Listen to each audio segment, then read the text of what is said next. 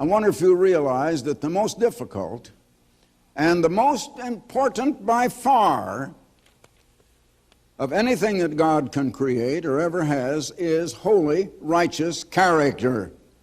And I wonder if you realize that is something that even God himself cannot create. That's something that God instantaneously, by himself, simply cannot create. The World Tomorrow. The Worldwide Church of God presents The World Tomorrow with Herbert W. Armstrong.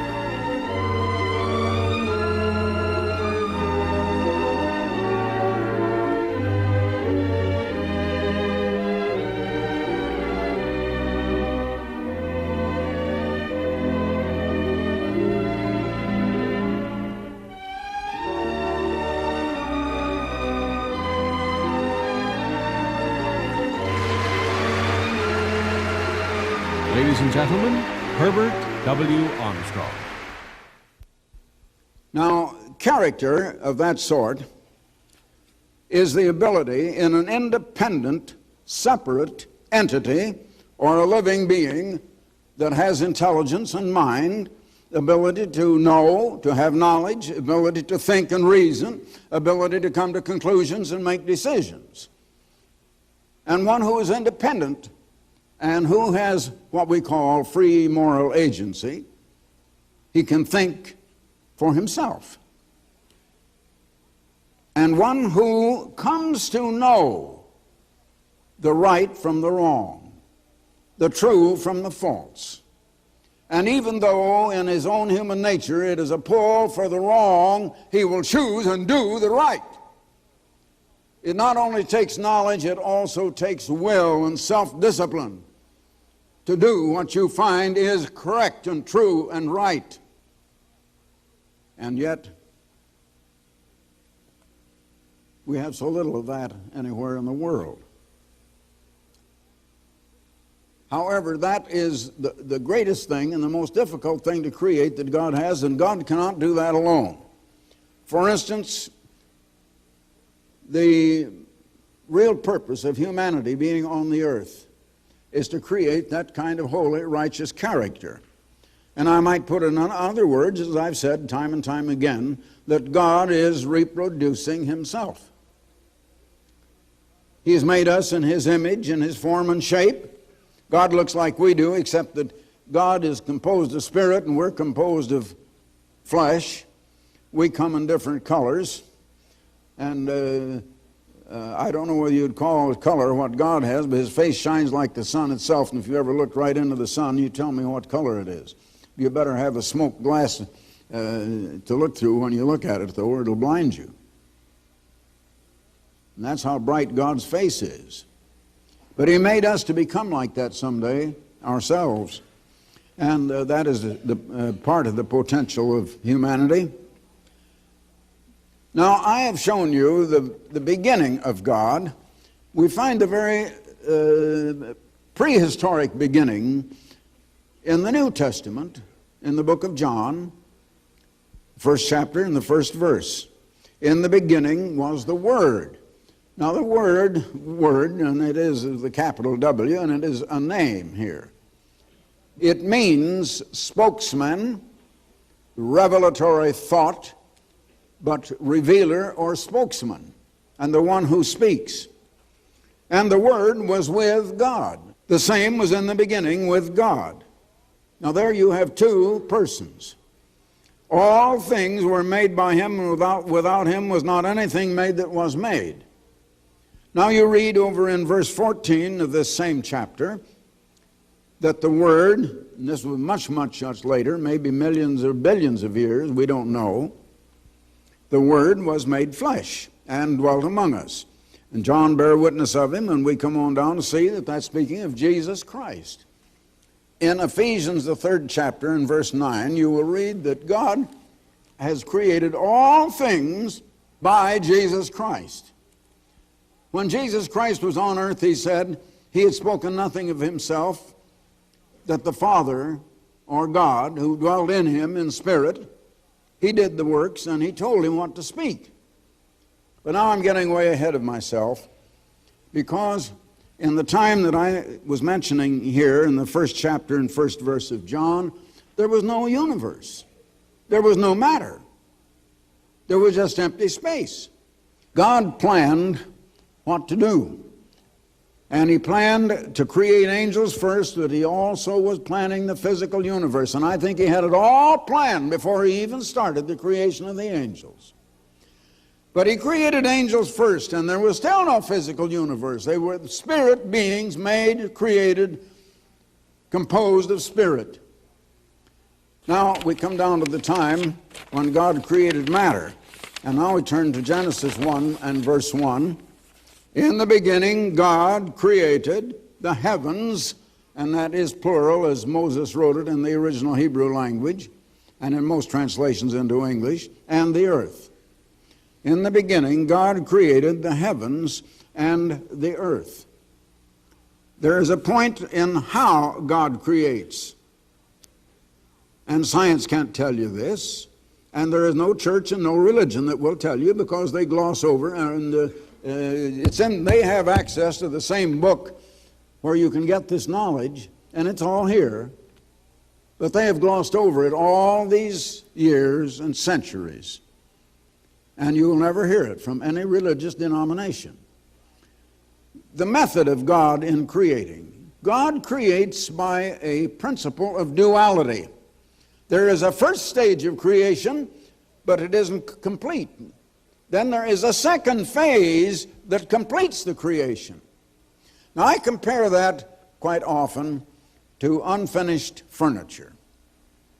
I have a few pieces in my home here in Pasadena, and they're very nice pieces, but they were just plain raw wood when I bought them in an unfinished furniture store. Now sometimes you can get very high quality, very fine furniture, but it isn't finished, and consequently you buy it for a great deal less, but you have to finish it yourself. I didn't finish myself. I had it done, however. I would have done it myself, only I'm not skilled in that sort of thing. I'm more skilled in trying to expound to you truths that you need to know. Herbert W. Armstrong will return right after this message. You're invited to learn more about these important issues through the pages of Plain Truth. This international journal of understanding comes along every month with a penetrating analysis of world news in the light of Bible prophecy.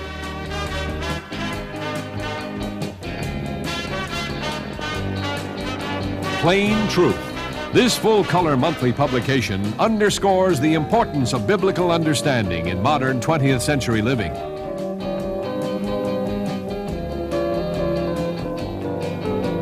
Your subscription is free of charge. There is no cost or obligation. Call this toll-free number, 800-423-4444. That's 800-423-4444. The Plain Truth, a magazine of understanding.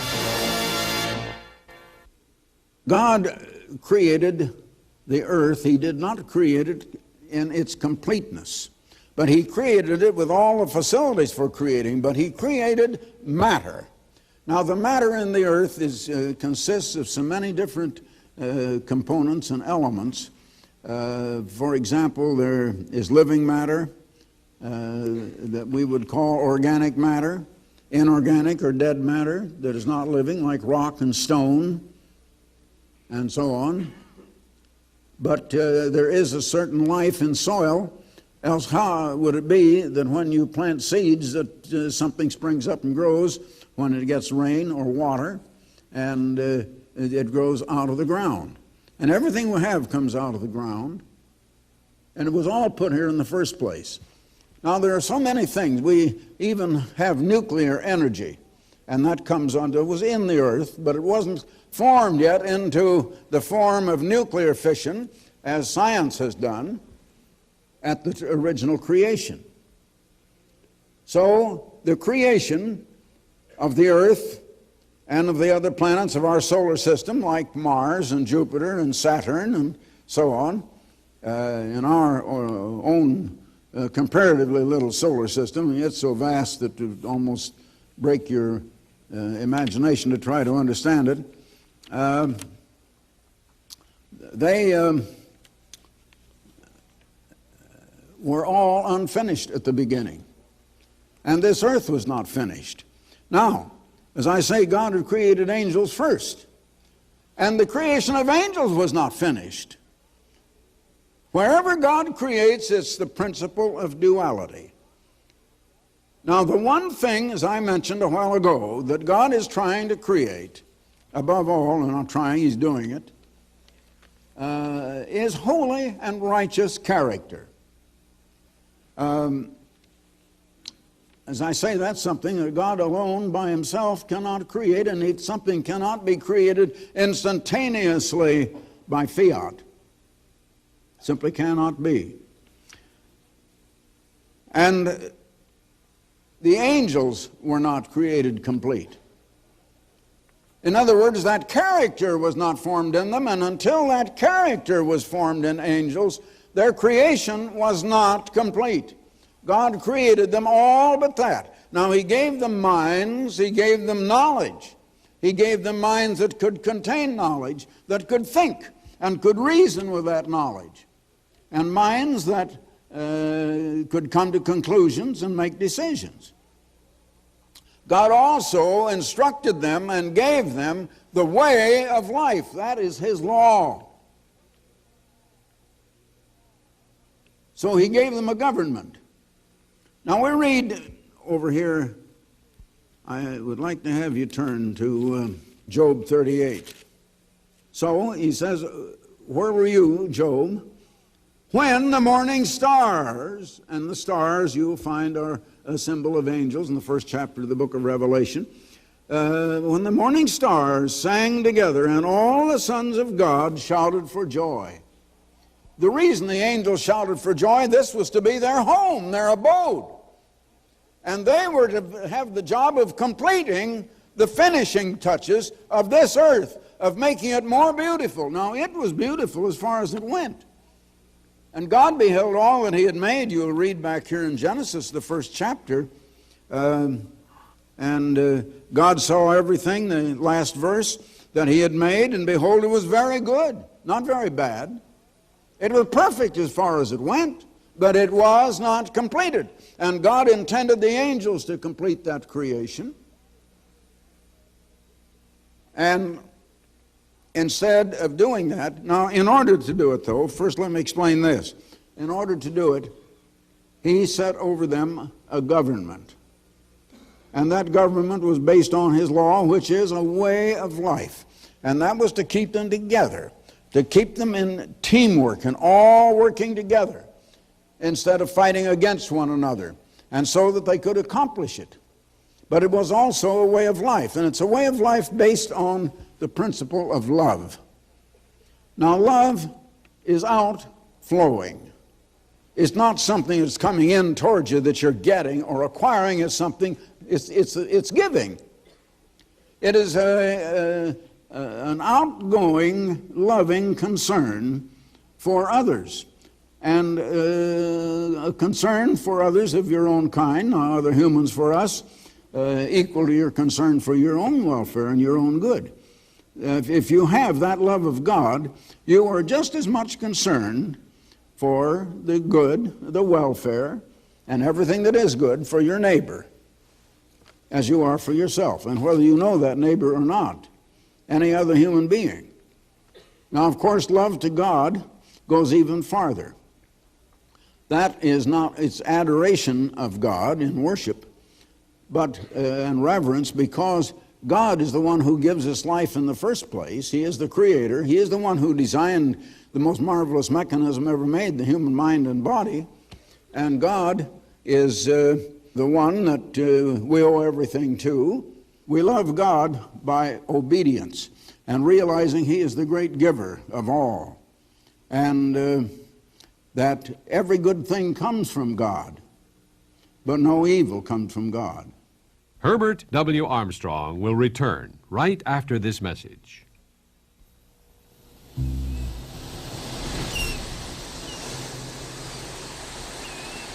Well, life's been pretty good.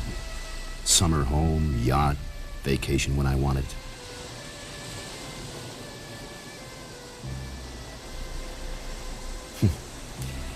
Some little kids sure spend a lot of time with that.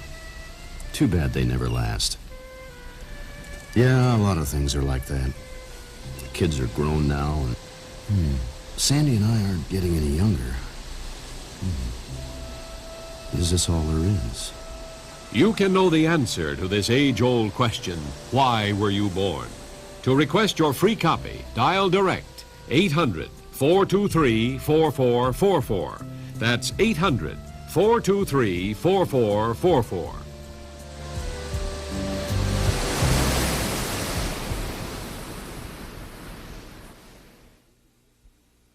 Now then, of the angels, we find in Ezekiel 28 and in Isaiah 14 something of the one that God set on the throne over these angels, and he was a super archangel. His name was Lucifer, and he had extreme great knowledge.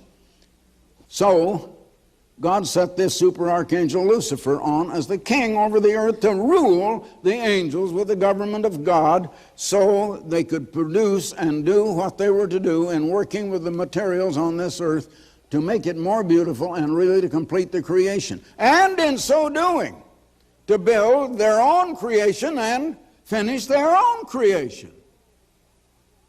Now, here's your duality principle again. The angels were finishing their own creation and developing character, either good or evil, while they were finishing the creation of the earth. Now, what happened?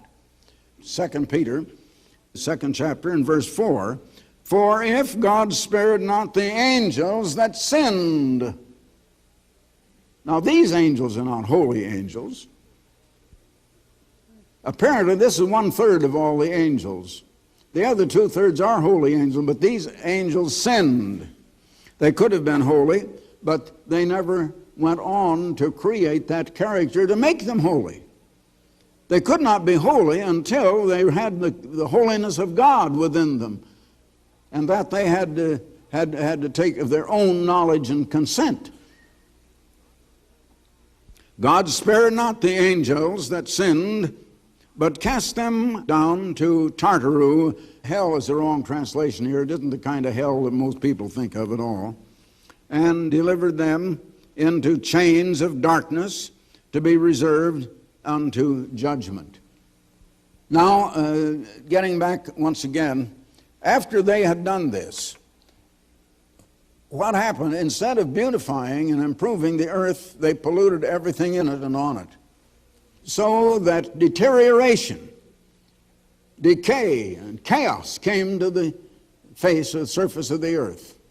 And you find that described back here in Genesis. Now, because they had done this, God now determined to create man and to reproduce himself, because in man he knew he could reproduce himself into millions and millions, even billions of beings, human beings, that will become divine beings that can have his character. And it's the most marvelous thing you ever heard of, to such a program and such a plan as God has made to do it. The verse 2, "And the earth became," or was, "without form and void."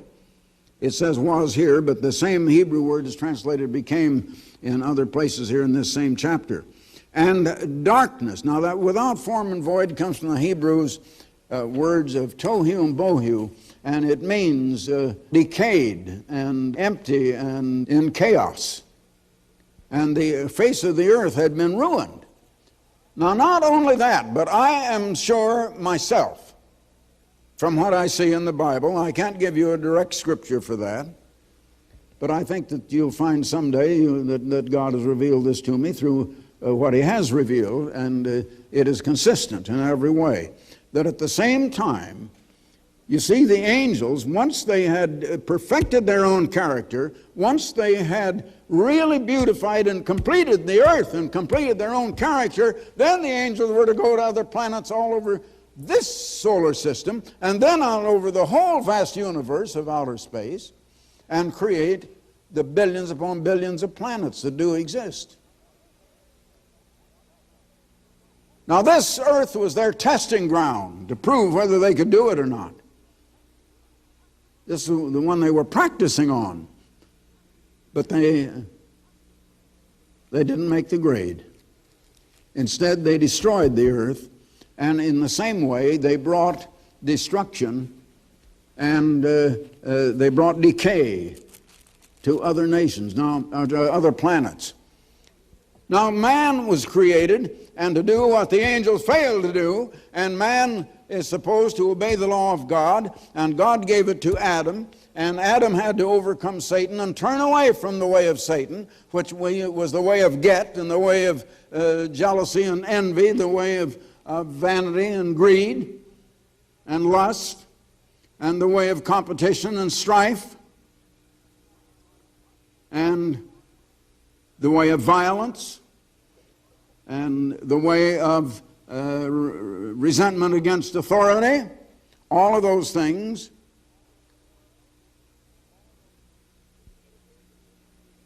And this Lucifer turned his angels to the opposite way of resentment,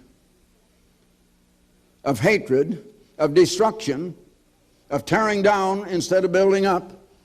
God is a creator. He builds up. He doesn't tear down and destroy. And if we're to be God, we must learn to do that. Now, God in 6 days remade the face of the earth. I've read that to you many times from the 104th Psalm and verse 30. Thou sendest forth thy spirit, and they are created, and thou renewest the face of the earth. God has renewed the face of the earth after the angels brought it into a state of decay, and he renewed it now for man. So what you read of in Genesis, the first chapter, and after verse 1, beginning with verse 2 or 3, you read of a renewing, a recreation of what had been created but had been destroyed. Now man was put here to do the same thing and to build character. And what have we been doing? The first man, Adam, went the wrong way, and humans have been going that way ever since. And we have polluted everything that human beings can get their hands on of God's creation. You tell me one thing that man has been able to touch or to handle of God's earth that man has not polluted or destroyed or harmed or injured, and you can't do it. But man thinks he's progressing. And that's just it. Here we're in the age of the greatest progress. Well, you go back here 500 years ago and they didn't have a printing press yet. And nearly all inventions and all of the things that we think mean progress have come in the last 150 years. And I would say 75 or 80 to 90% of it in this century. And more of it in the last 50 years than in the 50 before that. It's just as if man had just been created about 150 years ago. And we're just learning a lot of things, but all we're learning is certain physical, mechanical, material things. That's why we can go to the moon and back. But the spiritual reasons, the spiritual knowledge we don't have, man has rejected. That's why a man can go to the moon and back and come down here and then divorce his wife, and that's happened. To one of the astronauts, I don't remember which one, and I wouldn't name him if I did, but it's just an example of humanity and how ungrateful we are and how we want to go the wrong way. We don't want to go the right way. We should be building up. We should be improving everything. Now, the creation of the earth, as I said, was dual. Now we come to the creation of man. And how does God create man? He's creating man to reproduce himself.